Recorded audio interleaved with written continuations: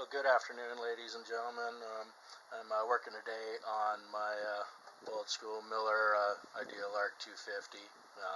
This is my dedicated TIG machine, and I went to do some TIG welding, and I wasn't getting any output on the high side, and I'm kind of to the conclusion that the rheostat needs to be changed. This is a brand new one.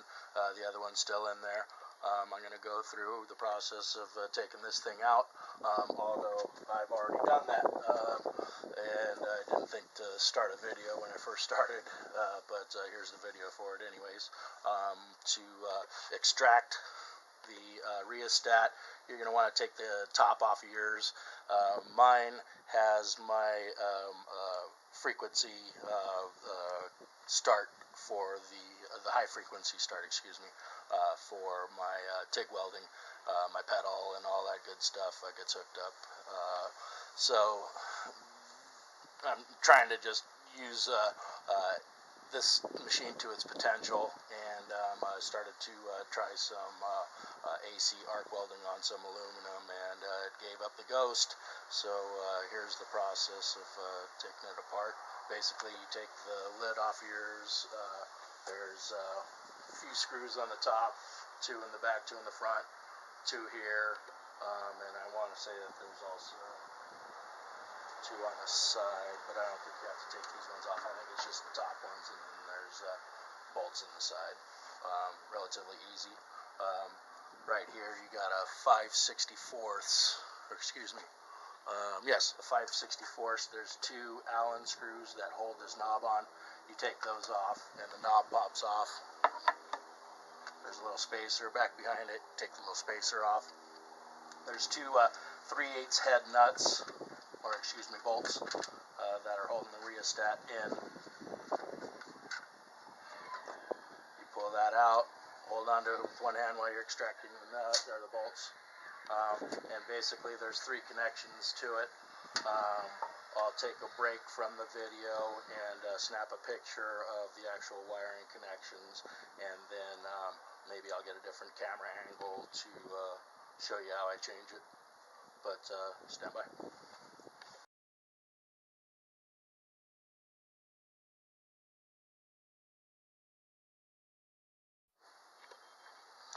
Alright, well, changing out this resistor isn't very difficult. There are 3 poles on it, and as long as you get your orientation correct, there really isn't much to putting one of these back together. All you really need is a flat-headed screwdriver in this case. These nuts are 11/32, but if you don't have an 11/32, guess what, fellas? A 9mm is very, very close, and usually good enough for most purposes. Just something to keep in your back pocket. But I'll go ahead and start changing this over. I'm just going to go wire for wire, so there isn't really any mystery to this at all. You want to make sure that your connections are tight, but you don't want to break the insulation or the part that you're trying to put back together.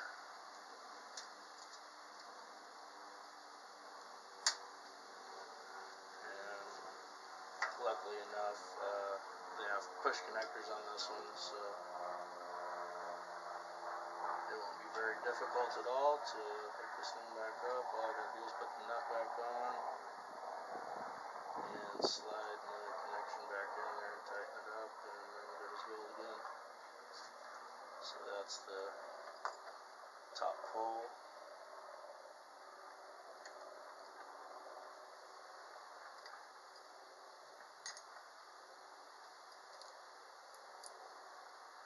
Okay, so here comes the hard part though. You don't want to break your insulator.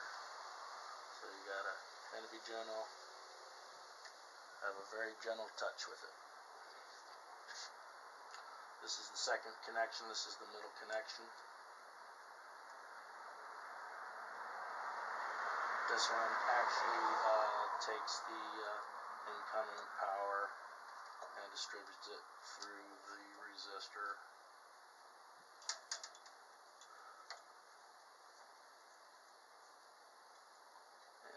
this isn't working correctly, you won't get the right feed through your coils, and once you don't do that, it don't weld very well at all.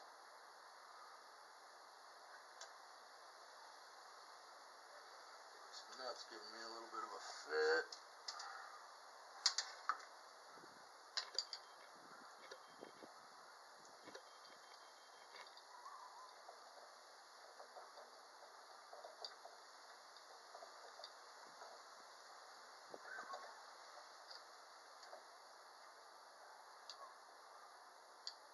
If you got a magnetic screwdriver, now would be the time to use it.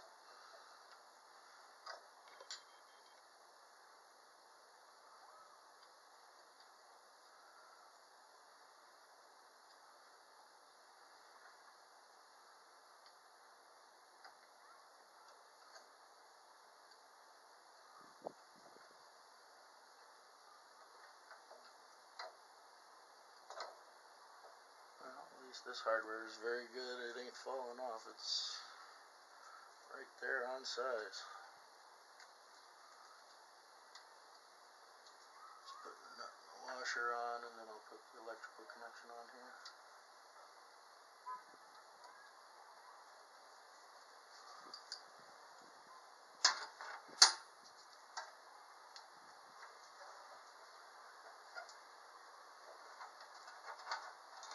Again, you want to be very gentle. Not mess up your rheostat by doing that.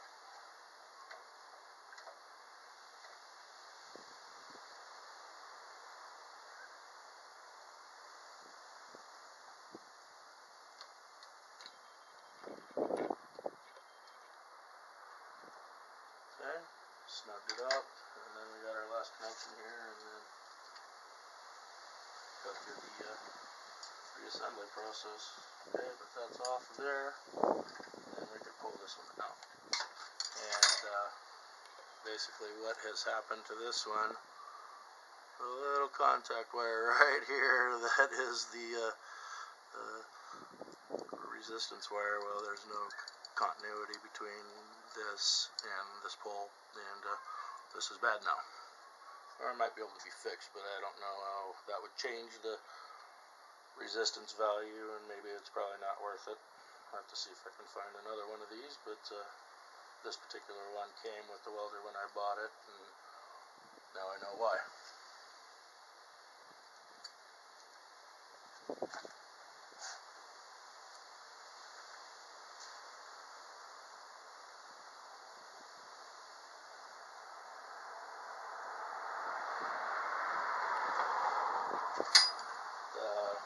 Resistor is manufactured by Memcor, 150 watts, 150 ohms, I believe, is the total resistance of this.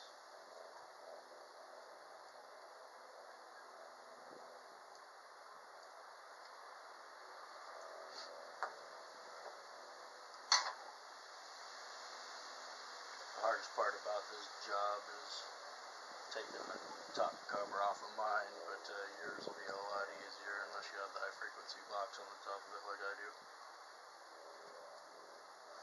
It wasn't that difficult, but just a little frustrating because all the lines and hoses all had been taken off. You gotta remember and tag all of them, or be real quick about putting it back together so you don't get really wet.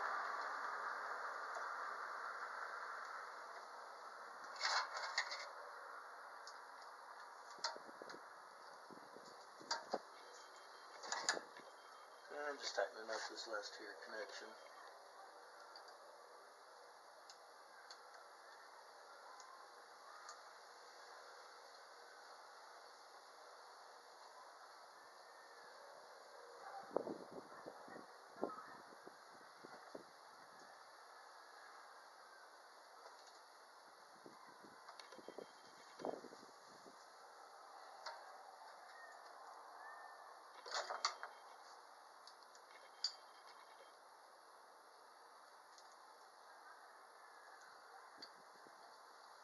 Again, we're just snugging it tight, but we don't want to break that resistor wire because it's really skinny. Basically, all we got to do to mount this thing again is we're going to take our number 3 wire, that's the incoming wire, and we're going to hook that back up to its little plug here. We're going to take our 2 screws.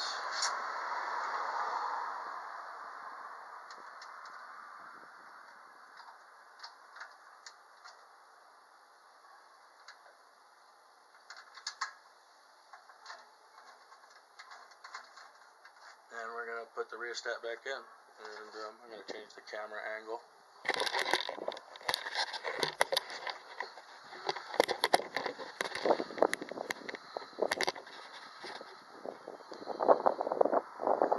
And basically we're mounted back up here.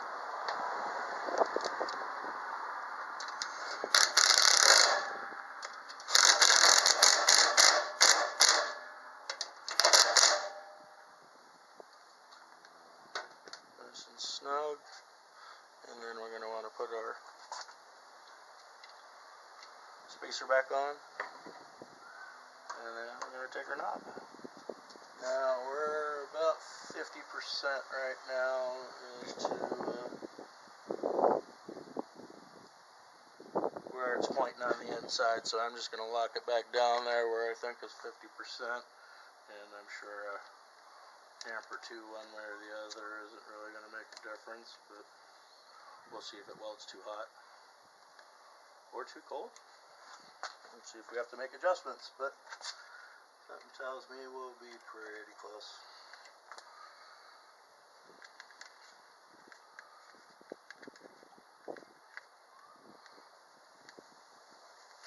Okay, now this is a plastic knob here, so you probably don't want to go bearing down on it very hard.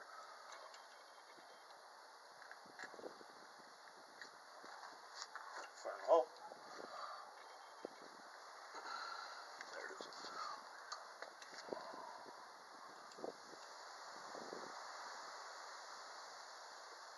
Nice, and then we're going to test the rotation. Nice and smooth. Okay, so that puts me on the low side. That'd be 38 on the DC side, on the low, or AC side, excuse me. Yeah, about the same, I guess, on the DC side. But that, in a nutshell, is the replacement and change out of the front rheostat on your Dialarc 250. I'll take a snapshot of the inside, so anybody else that has this problem can change out their own. I will also take a snapshot of the actual parts box so you can get the part number if you have a ailing Dialarc 250. Thanks for watching.